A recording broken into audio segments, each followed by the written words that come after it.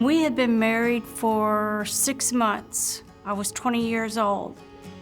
And I woke up one morning, I couldn't eat, I couldn't sleep, I couldn't work, I couldn't even call into work to say, hey, I'm not coming in. I remember Roger was just holding me and going, Denise, what's wrong? And I kept saying, I don't know what's wrong. And it went away in 3 days. And then I started hearing voices that said, Denise, they would tell me how to take my own life based on the room I was in. And it was very intense. And then this man came and he stood behind me and he would just watch me. And I'd go, Roger, who is that man? And Roger would say, we're alone in the house right now. When I went to college, I discovered alcohol. And I've never had one drink. It carried into my adult life, and it became enmeshed in my mental illness. I would go to my neighbor's house, and I couldn't find my way back home, and I would go to sleep in the grass. A marriage counselor that we first started seeing told us it was about a 95% chance our marriage would fail.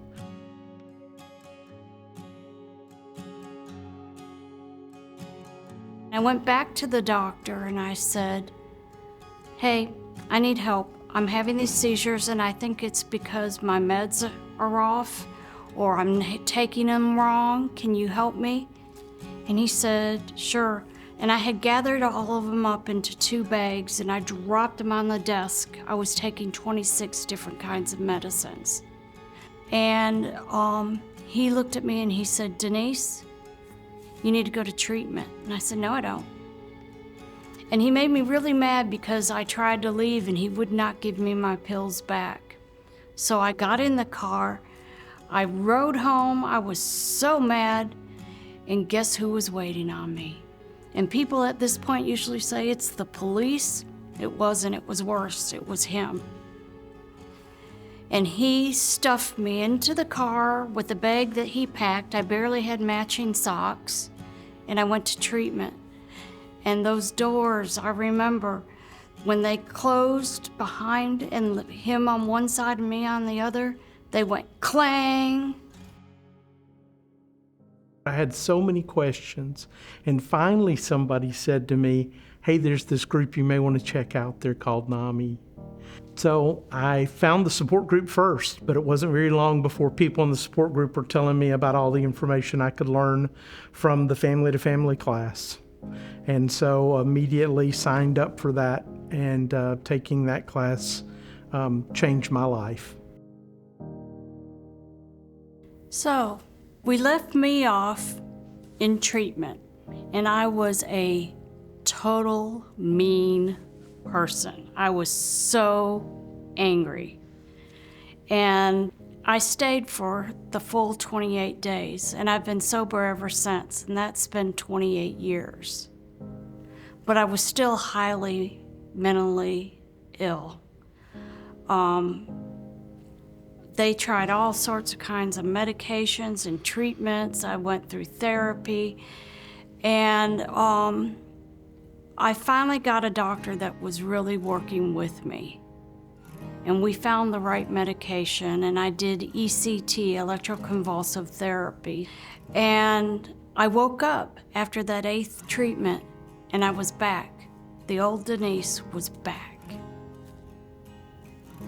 There's the family that we're born with, and then the family that we need. And NAMI has filled the gap for the family that I've needed for a couple of decades now. Things can get better, and they do get better. Because our children both have illnesses, I was talked into taking a basics class, and I learned so much. I learned self-care, I learned communication skills, I learned things that I never dreamt I would learn. And that became so important, I joined NAMI myself. And it has changed my life. Recovery is not a destination, it's a road. And that road has potholes in it. And if every once in a while I trip in a pothole, have to get some help, I dust myself off and I get back on that road to recovery. I don't know where I would be if it wasn't for NAMI, because it saved my family, it saved my children, and it saved me. And I am where I'm at now because of what Roger found years ago. And I used to get mad at him with his NAMI stuff. And now it means so much to me.